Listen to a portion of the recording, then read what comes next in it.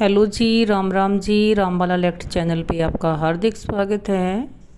ये देखिए श्री मेरी छोटी बहन है, दुर्गाय पूजा नमः। अर्चना कर रही है माता की। देवी चरित्र तो के मधु पाठ का कैटभ वध किस महात्म्य। प्रकार से हुआ देवी और बोली, सुनिए देवताओं आप ये जो कथा सारी। एकाग्रचित होकर प्रतिदिन इन स्तुतियों से मेरा स्तवन करेगा, उसकी सारी बाधा मैं निश्चित ही दूर कर दूंगी। जो मधु कैटभ का नाश, महिषासुर का वध, शुंभ निशुंभ के संहार के प्रसंग का पाठ करेंगे तथा अष्टमी, चतुर्दशी और नवमी को भी एकाग्रचित हो भक्तिपूर्वक मेरे उत्तम महात्म्य का श्रवण करेंगे, उन्हें कोई भी पाप छू नहीं सकेगा।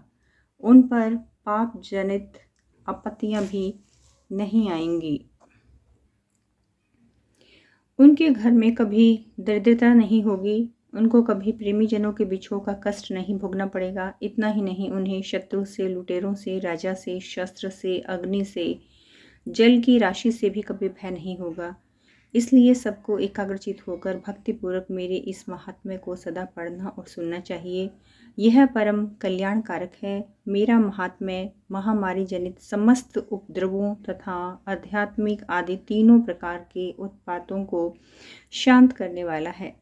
मेरे जिस मंदिर में प्रतिदिन विधि पूर्वक मेरे इस महात्म्य का पाठ किया जाता है, उस स्थान को मैं कभी नहीं छोड़ती। वहाँ सदा ही मेरा सन्निधान बना रहता है। बलिदान, पूजा, होम तथा महोत्सव के अवसर पर मेरे इस चरित्र का पूरा पाठ और श्रवण करना चाहिए।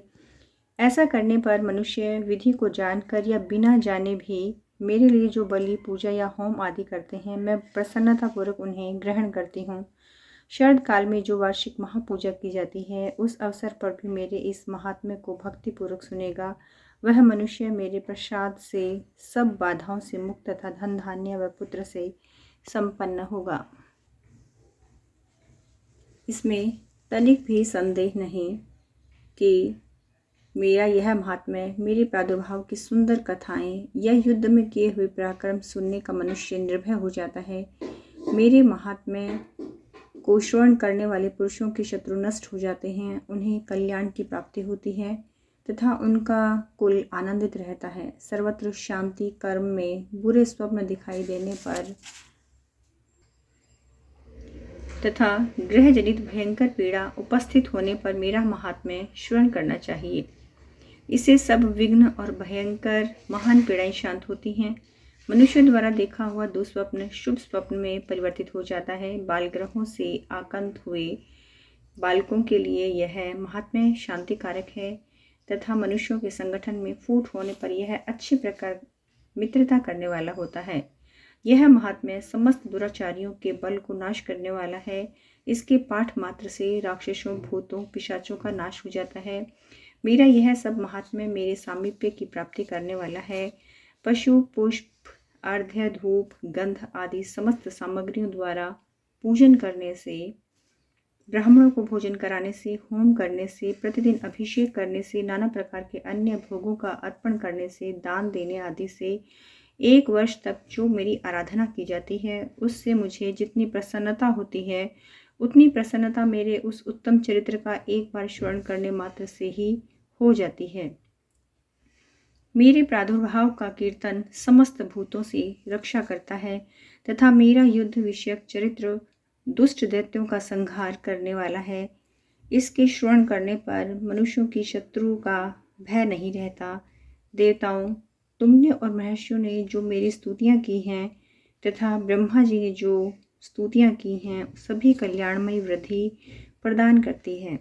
वन में, शून्य मार्ग में तथा दावानल से घिर जाने पर, निर्जन स्थान पर लुटेरों या शत्रुओं से पकड़े जाने पर तथा जंगल में सिंह, व्याघ्र या जंगली हाथियों के पीछा करने पर, राजा के कुपित हो जाने पर तथा महासागर में भारी तूफान आ जाने पर, नाव के डगमग होने पर, युद्ध में शस्त्रों के प्रहार से पीड़ित होने पर, बहुधा सभी भयानक बाधाओं से उपस्थित होने पर जो मेरे इस चरित्र का स्मरण करता है, वह मनुष्य संकट से मुक्त हो जाता है। ऋषि कहते हैं कि यूं कहकर प्रचंड पराक्रम वाली भगवती चंडिका सब देवताओं को देखते ही देखते वहीं अंतर्ध्यान हो गई। फिर समस्त देवताओं भी शत्रुओं के मारे जाने पर निर्भय होकर पहले की भांति यज्ञ भाग का उपयोग करने लगे, अपने अपने अधिकार का पालन करने लगे। शुंभ और निशुंभ के युद्ध में देवी द्वारा मारे जाने वाले शेष दैत्य पाताल लोक को चले आए। राजन, इस प्रकार भगवती अंबिका देवी नित्य होती हुई पुनः पुनः प्रकट होकर जगत की रक्षा करती है। वे ही इस विश्व को मोहित करती हैं, वे ही जगत को जन्म देती हैं और वे ही प्रार्थना करने पर संतुष्ट हो ज्ञान एवं स्मृति प्रदान करती हैं। राजन, महाप्रलय के समय महामारी का स्वरूप धारण करने वाले ये महाकाली जो इस समस्त ब्रह्मांड में व्याप्त हैं, वे ही समय समय पर महामारी होती और वे ही स्वयं अजन्मा होती हुई सृष्टि के रूप को प्रकट होती हैं। वे सनातनी देवी को समय अनुसार संपूर्ण भूतों की रक्षा करती हैं।